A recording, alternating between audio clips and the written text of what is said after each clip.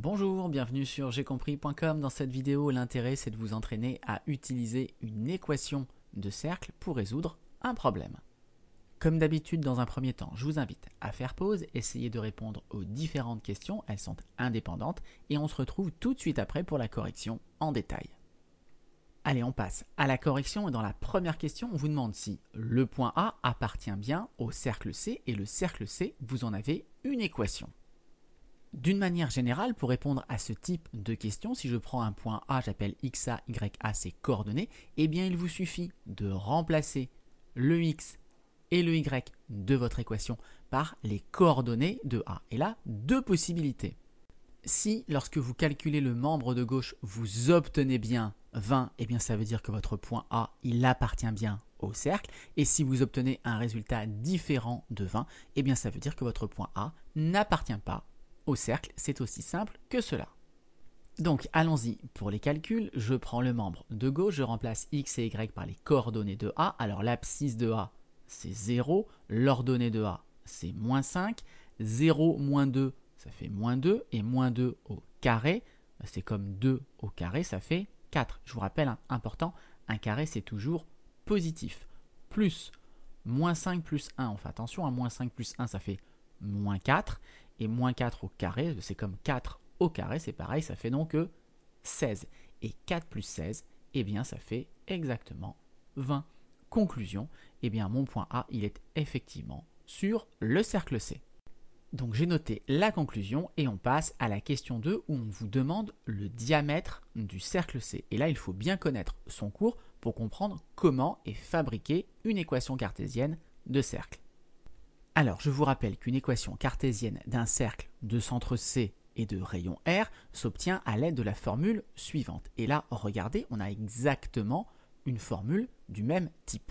Ce n'était pas demandé ici, mais on peut facilement reconnaître que le centre du cercle C ici, son abscisse, c'est 2, et son ordonnée, alors attention, ce n'est pas 1, mais plus 1, c'est comme si on avait moins 1.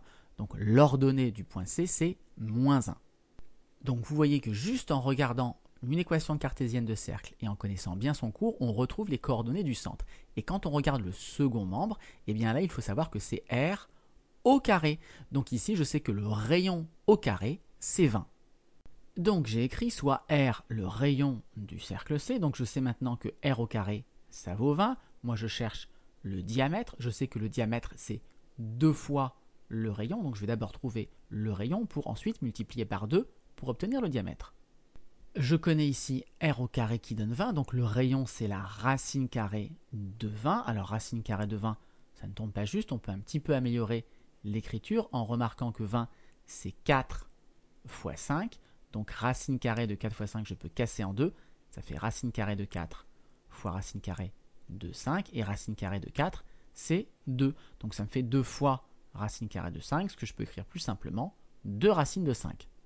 Si vous ne faites pas cette petite simplification, ce n'est pas très grave. De toute façon, la calculatrice vous permet de la retrouver, mais c'est toujours un peu mieux. Et donc, conclusion, mon diamètre, c'est le double de 2 racines de 5. Donc, c'est 2 fois 2 racines de 5, c'est-à-dire 4 racines carrées de 5. Je ne précise pas ici l'unité. On est dans un repère orthonormé, donc c'est sous-entendu. Les longueurs sont dans l'unité de votre repère.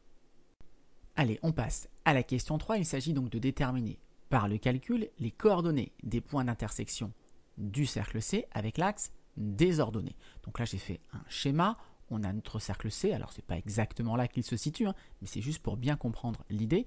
Et donc on va regarder quand est-ce qu'il coupe l'axe des ordonnées. A priori je dévoile un peu la solution, mais on va trouver ici 2 points. Alors comment va-t-on faire pour retrouver donc par le calcul les coordonnées? Eh bien regardez, il faut traduire chacune des propriétés des points d'intersection. Qu'est-ce que je sais d'un point d'intersection avec l'axe des ordonnées? Eh bien déjà, il est sur l'axe des ordonnées. Et regardez, tous les points qui sont sur l'axe des ordonnées, eh bien ils ont une propriété en commun, c'est que l'abscisse, quand on va regarder l'abscisse sur l'axe des abscisses, ici, on va tomber sur 0. Donc déjà, je sais que la première coordonnée, c'est 0. Pour la seconde, maintenant, eh bien, il faut que j'utilise que ce point, il est également sur le cercle C. Et là, si on revient à la première question, comment est-ce qu'on sait qu'un point est sur le cercle C? Si, lorsqu'on remplace ses coordonnées x et y dans l'équation, eh bien si l'égalité est vérifiée. Si on obtient bien 20 lorsqu'on va remplacer x par 0 et donc y par sa valeur. Alors, pour que les calculs soient bien clairs, je vais par exemple appeler I un point d'intersection, sous-entendu un point d'intersection de C avec l'axe désordonné. XI et YI sont ses coordonnées, et comme I est sur l'axe désordonné, eh bien on l'a vu, forcément, son abscisse XI est égale à 0. Ensuite, I, il appartient au cercle C. Donc quand je remplace X et Y par les coordonnées de I, eh bien mon égalité est bien vérifiée, je dois obtenir 20. Mais maintenant, xi, je peux remplacer par 0. J'obtiens donc 0 moins 2, ça fait moins 2. Moins 2 au carré, on l'a calculé tout à l'heure, moins 2 fois moins 2, ça fait 4. Et donc, j'obtiens que 4 plus yi plus 1 au carré, ça doit me donner 20. Je n'ai plus maintenant qu'à résoudre cette petite équation pour trouver la valeur de yi. Le plus simple, c'est d'isoler ce carré. Donc, je vais enlever 4 des deux côtés. J'obtiens donc que yi plus 1 au carré, ça me fait 16. J'ai enlevé 4 des deux côtés. 4 plus 16, ça fait bien 20. Et maintenant, qu'est-ce qui au carré donne 16? Eh bien, on peut en déduire que yi plus 1 est égal à 4. 4 au carré, ça fait bien 16. Attention, il ne faut pas oublier l'autre possibilité. Yi plus 1, ça peut aussi être égal à moins 4. Moins 4 au carré, ça fait aussi 16.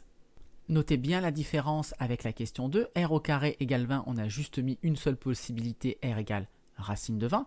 Mais moins racine de 20 au carré, ça donne aussi 20. Mais on ne l'a pas mis parce qu'on cherchait un rayon qui était un nombre positif. Ici, le nombre à l'intérieur de la parenthèse qui au carré donne 16, il peut être soit positif, 4, mais il peut également être négatif. Donc il ne faut pas oublier l'autre possibilité, moins 4.